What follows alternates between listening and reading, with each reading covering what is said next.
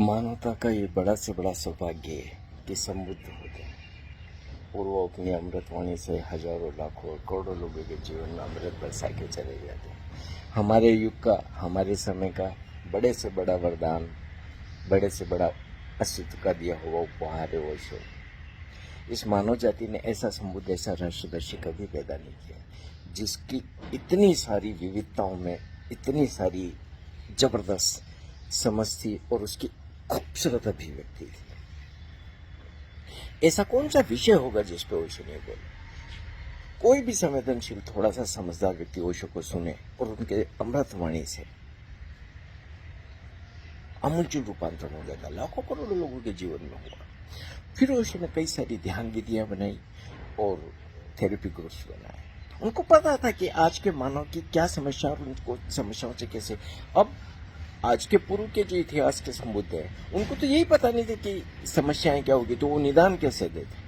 आधुनिक जीवन की कई समस्याएं आ गई, ये महत्वाकांक्षा आ गई, वासना आ गई, ये संचार माध्यम आ गए, कई तरीके की इंफॉर्मेशन खोपड़ी में जा रही है, प्रतियोगिता आ गई, ये भागदौड़ आ गई, ये ऐसी जटिल जिंदगी। तो कब प्रकृति के व्यक्ति पास जीता था, तो एक बेड के सांस अंदर आते जाते देखना विपश्यना उसके लिए सरल था। अब तुम विपश्यना कराओगे, ज्वालामुखी तो अंदर फूट रही है, कैसे वो विपश्यना करेगा? उस ज्वालामुखी का शांत होना जरूरी है, तब वो विपश्यना कर सकता है, तब वो विपश्यना के लिए तैयार होता है। तो फिर आज के मानव के लिए, आज की समस्याओं के लिए ओशो ने निदान दी, ऐसी ध्यान विधियां बनाई जिनसे कि हम उनसे मुक्त हो सके। आज की इन बीमारियों के लिए पुराने उपचार काम नहीं आएंगे, समय के साथ बीमारियां बदल गई, उपचार भी बदलने होंगे। तो ओशो का एक सक्रिय ध्यान है, 5 चरण।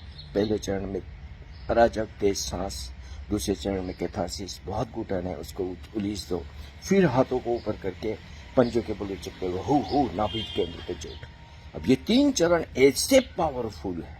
ओशो कहते हैं ना कि पतंजलि के समय में जीवन बड़ा धीमा था, तो ध्यान विधियां जो थी वहां की उनकी थोड़ी धीमी थी। आज जीवन जेट नेट का आ गया, तो ध्यान विधियां भी वैसी होनी चाहिए। तो इन 3 चरणों में व्यक्ति के शरीर पे, मन पे, भावनाओं पे और अचेतन पे काम होता है, पूरा झिझोड़ देता है और आगे निकल रहा है।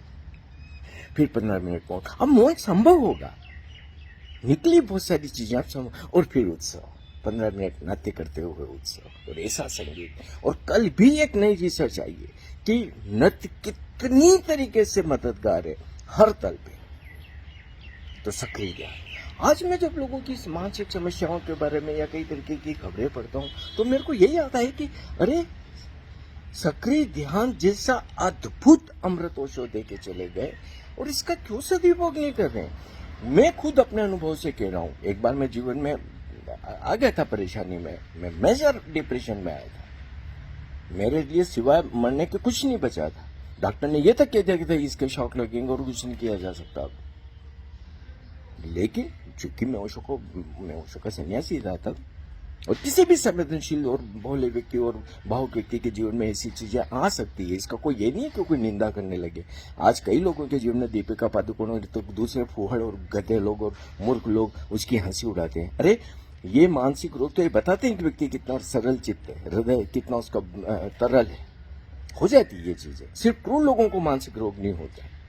तो मैंने ली थी एलोपैथी की दवाइयां, लेकिन मुझे ये लगा था, पता चला था कि ये बीमारियां लेने मेरे तो अंदर कुछ घट रहा है।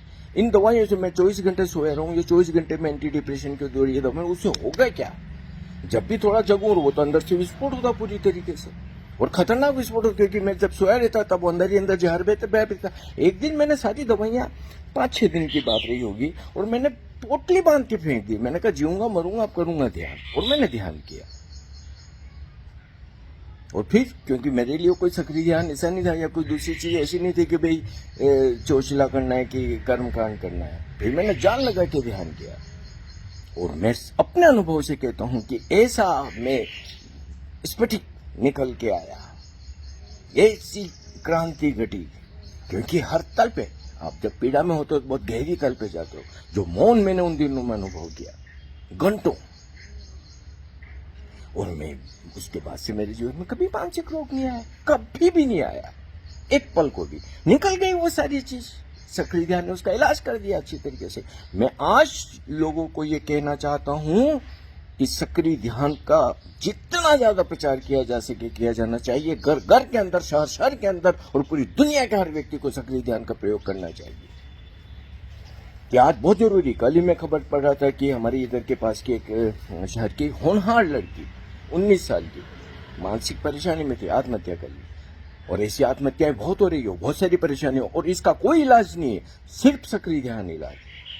और फिर ये जो लोग जिम जाते हैं और शरीर ये करते हैं और वो करते हैं, अरे मैं कहता हूँ सक्रिय ध्यान करो, जो तुम्हारे शरीर में सुंदरता आएगी, लयबद्धता आएगी, संगीत आएगा, एक पूरा लावण्य आएगा, एक काव्य आएगा, वो किसी जिम से नहीं आ सकता और किसी तरीके की भागादौड़ी से नहीं आ सकता, जो सक्रिय ध्यान से आता है।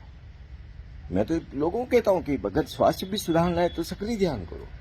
शारीरिक खूबसूरती के लिए भी सक्रिय ध्यान से अच्छी कोई चीज नहीं, मानसिक खूबसूरती के लिए सक्रिय ध्यान से अच्छी, भावनात्मक, अरे सक्रिय ध्यान आपको हर तल पे ऐसा लयबद्ध करता है, ऐसा ट्यून कर देता है, आप लाखों करोड़ों में अलग नजर आओगे। मैं अपने अनुभव से कहता हूँ, ये कोई मेरे अहंकार की बात नहीं, लेकिन सत्य का अनुभव मैं शेयर कर रहा हूँ। आज भी मेरे 66 साल की उम्र है, सब तरफ से मेरी चमड़ियाँ लटकी सब हुई है, लेकिन मैं जहां भी जाता हूँ लोग मुझे देखते हैं। मैं कोई ऐसा सुंदर दिखने में नहीं, मेरे अंदर कुछ है कि मुझे देखेंगे। कल 3 युवक बैठे थे तो सिर्फ मुझे वहां जाके मैं खड़ा और बोले कि आप बहुत अलग ही दिखते हो, आप यहाँ के रहने वाले हो। बहुत बहुत बहुत अद्भुत चीज है सक्रिय ध्यान, और पूरे मन से सक्रिय ध्यान किया जाना चाहिए। वो पूरी त्वरा से, वो ये कर्मकांड करने से नहीं होगा, उसको पूरी त्वरा से करना पड़ेगा, ईमानदारी से करना पड़ेगा, अपने को पूरा झोंक देना पड़ेगा कि इस बार या उस बार। फिर देखो कि कैसी क्रांति न घटेगी आपके जीवन में।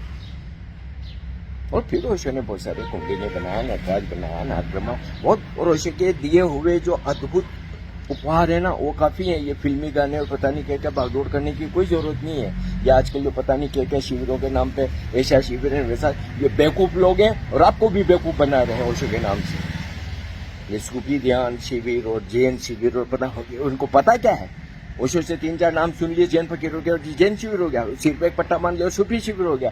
अरे यार, कोई लाचारी की स्थिति की कोई सीमा होती है कि नहीं होती है। और मैं भरोसे से कह सकता हूँ, ये अपने अनुभव से, मैं जितना देखता हूँ उसके ऊपर कह रहा हूँ कि ये जो जबलाधारी मालाधारी दौड़ते फिर ये सोशल साइट पे जो तमाम गंद मचाई है, इन लोगों ने किसी ने भी सक्रिय ध्यान नहीं किया।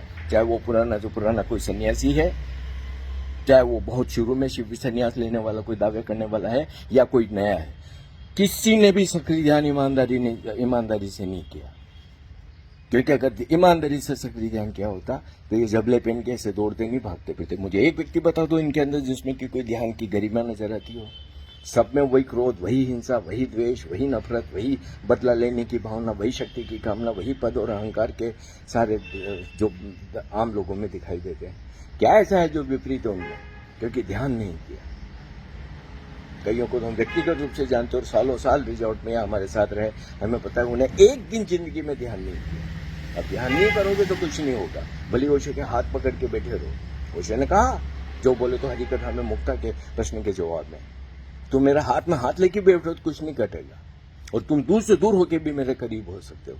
मौन में मेरे से मिलना होता है, और मौन के लिए भूमिका तैयार करने के लिए, बुनियाद तैयार करने के लिए, अपने को तैयार करने के लिए सक्रिय ध्यान, सक्रिय ध्यान की एक क्रांति पृथ्वी पर आनी चाहिए। आज मानवता को सबसे ज्यादा जरूरत सक्रिय ध्यान की है। अगर ये पूरी मानवता दिल लगा के सक्रिय ध्यान कर ले तो इस पृथ्वी को स्वर्ग बनाया जा सकता है। अगर ऐसा नहीं होता तो ये जो राजनेता खेल खेल रहे हैं, जो पृथ्वी पे भयानक मानसिक रोग चल रहे हैं और परेशानियां चल रही है, ये अच्छे शुभ लक्षण नहीं है। उसने कहा ना कि तुम्हारे सारे का चेतन का फैली हुई नकारात्मकता ही विश्व युद्ध की तरफ धकेलती है मानवता को। कुछ फिर आता है हिटलर जैसा पागल जो विश्व युद्ध का एक ट्रिगर पॉइंट बन गया था। सक्रिय ध्यान, बहुत बड़ी क्रांति की जरूरत है सभी को। ओशो के सन्यासी हैं वो भी, जबलाधारी हैं वो भी, या जो भी हैं, जी लगा के सक्रिय ध्यान करो। और कम से कम 1 साल, कम से कम नहीं चलेगा। जब ओशो ने काम शुरू किया था 60s में, जब सक्रिय ध्यान बनाया था तो उन्होंने 3 वीक की बात बोली थी। अब 3 वीक से काम नहीं चलने वाला है। अब रोग बहुत गहरा चला गया, अब 1 साल। एक साल जान लगा के पूरा जोर लगा दें और करें सक्रिय ध्यान और लाए इस मानवता में एक नई क्रांति, एक नया मनुष्य, जोरबादी बुद्धा फिर ओशो है हमारे साथ में। उनने पूरा ब्लूप्रिंट दिया है कि कैसा जीवन हो सकता है, कैसी संभावनाएं मानवता के पास है, इस पृथ्वी को कैसे स्वर्ग बनाया जा सकता है। ये संभव है, शुरुआत सक्रिय ध्यान से।